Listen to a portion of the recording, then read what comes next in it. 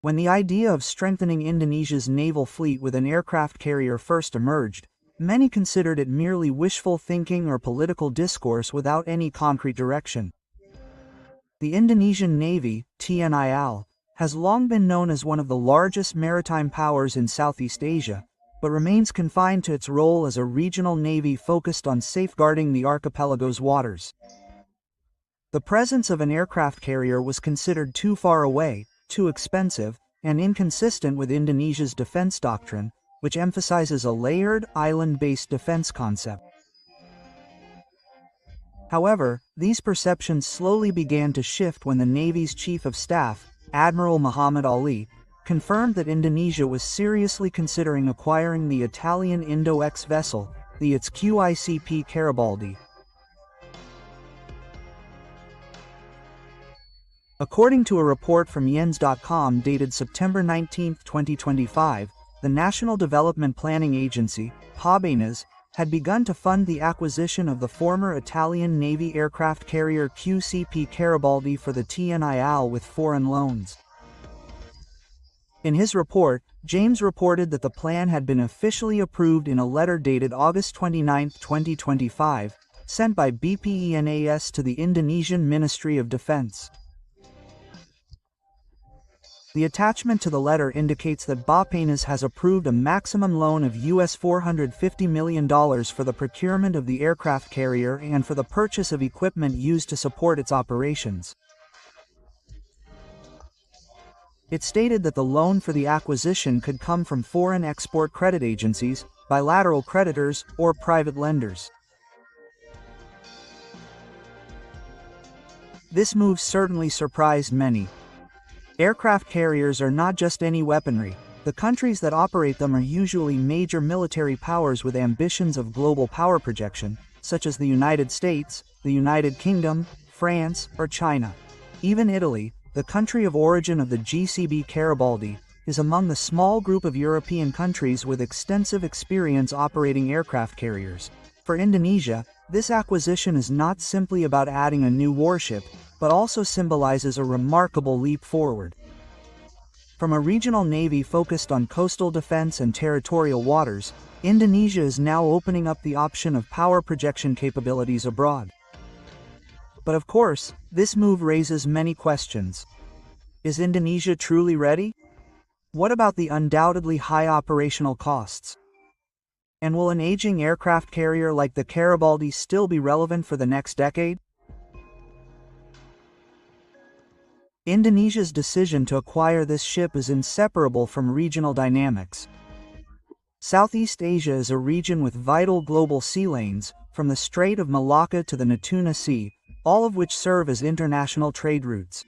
With growing maritime security challenges, ranging from disputes in the South China Sea, the threat of maritime taxes, to potential conflicts between countries, the need for a strategic platform capable of serving as a command center for naval and air operations is becoming increasingly urgent. The Indonesian Navy, TNI AL, has operated large vessels such as the Makassar-class amphibious assault ships and modern frigates. However, none can match the power projection capabilities of an aircraft carrier. With the Garibaldi, Indonesia could have a mobile command center that would not only serve as a symbol of prestige but also provide extraordinary flexibility in military operations and non-military missions such as humanitarian aid. However, this acquisition is not only about purchasing a ship. The National Armed Forces Executive Board, PANAS, emphasized that the US $450 million foreign loan also covers the purchase of supporting equipment. This is crucial because without logistical support, crew training, and supporting infrastructure, an aircraft carrier would be little more than a floating giant. Furthermore, the same letter also mentioned approval for an additional loan of US $250 million to US $300 million for transport and utility helicopters. These two helicopters are believed to be operated from the aircraft carrier, making it a versatile platform capable of transporting troops, logistics, and conducting reconnaissance and rescue operations. Thus, the CP Garibaldi will not only be a combat aircraft carrier but also a multi-purpose operations center, highly useful for Indonesia's vast archipelagic geography. For the Indonesian public, the idea of an aircraft carrier often sparks heated debate. Some believe that the substantial costs of operating an aircraft carrier would be better diverted to strengthening other, more pressing defense systems, such as submarines, frigates, or air defense systems. However, others see this as a step forward that will have a deterrent effect and a symbol of strength for Indonesia. The presence of even one aircraft carrier would indeed put Indonesia on par with major nations with similar capabilities. Moreover, an Indonesian ship could play a significant role in maritime diplomacy, displaying the Indonesian flag in international waters and enhancing Indonesia's bargaining position in global forums. In other words, an Indonesian ship is not just a defense system but also a highly effective foreign policy tool. Beyond this debate, there is an undeniable fact. This acquisition has received the green light from the National Armed Forces (PANIS) Committee. This means the process is now awaiting the finalization of the contract between the Ministry of Defense and the Italian side. The negotiation process will likely involve various parties, such as foreign financing institutions that will serve as sources of loans. In this case, Indonesia can leverage its good relations with Italy and the European Union to secure favorable financing schemes. Furthermore, the involvement of Fincantieri, the shipbuilder of the CP Garibaldi, could also open up opportunities for technology transfer and maritime industry cooperation with PTPAL or other Indonesian shipbuilding companies. All of this could have a broader ripple effect not only on the defense sector but also on the domestic industry.